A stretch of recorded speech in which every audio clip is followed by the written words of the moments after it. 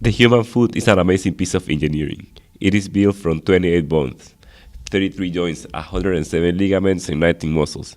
Sensitivity is transmitted through centralizations, 1,300 nerve endings for each inch. It is not a big surprise our feet hurt when we are not wearing appropriate shoes. Feet can be categorized into three classes: low, height, and neutral arch. Individuals with low arch have a tendency to have overpronation. This happens when the inside of your foot is supporting most of your weight, causing the ankle and knee to fall in. Individuals with a high arch experience the opposite: supination, where the weight is supported by the outside of the foot. The foot is tighter and does not bend to accommodate when running. Having neither a low or high arch is defined as having a neutral foot. When running, a series of movements are performed by muscles, mainly in the lower half of our body. During the running cycle, the greatest stress applied to the body occurs during the contact phase. Shoe industries are always improving their impact protection system for running shoes. There are three factors taken in consideration when designing a running shoe: the biomechanics, which is how the body moves; the physiology, which studies how the body works under running stress; and sensory or perception, which is how the product works, feels, and wears. Industries do not design for the average. Instead, they consider gender, age, geography, and skill level in shoe design.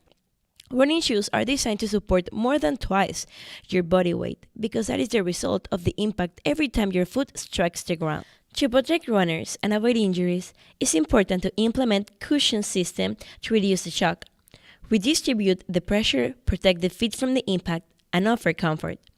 Some examples of current Nike running shoe technology consist of the Nike Air, which encloses pressurized gas inside a tough yet flexible Erythrian plastic to reduce the impact; the Nike Air Max, which has a dual pressure cushioning to endure brutal and repetitive impacts; the Nike Air Zoom, which consists of a lightweight yet responsive thinner space in the sole, which brings the athlete closer to the ground.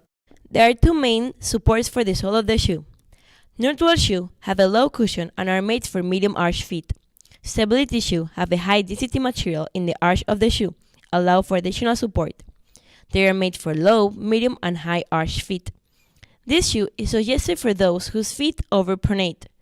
This condition is true for about 80% of population. Neutral shoe can be used by people with supination also, which is only 10% of population. Scientists affirm that they will have no harmful effect on them. The stress of running can cause fatigue in the cartilage of the kneecap, causing inflammation and irritation of the femoral groove and wearing down the cartilage placed under the patella. This injury is called runner's knee. Runner's knee causes can result from high stress exercise, weak quads, flat feet, or inadequate stretching before exercise. The inflammation of the tendon is called Achilles tendonitis. Achilles tendonitis is caused by repeated and sudden activities that stress and fatigue the Achilles tendon. Prevention for the injury can be raising the heel with a heel cushion. Plantar fasciitis develops when too much strain is placed on the plantar fascia ligament. Inflammation of the plantar fascia causes a sharp, tight pain which extends all the way up the leg. The common prevention is a shoe insole with a rigid support for the arch. A person is more susceptible to suffer from plantar fasciitis if he or she is overweight or obese, or has biomechanical flaws such as flat feet, high arched feet, or a tight Achilles tendon.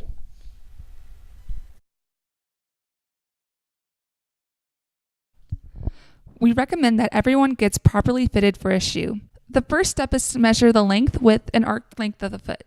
Then a gait analysis is performed to see how the foot moves from heel to toe to determine if pronation or supination is present in the individual.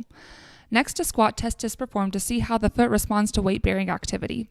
After, the fit specialist analyzes your walking and feet characteristics to assign you the proper shoe. It is possible to correct pronation or supination by correcting your running form. However, this is very difficult, and it is easier to buy a running shoe to fix the problem. And in the end, you cannot buy a shoe based on color.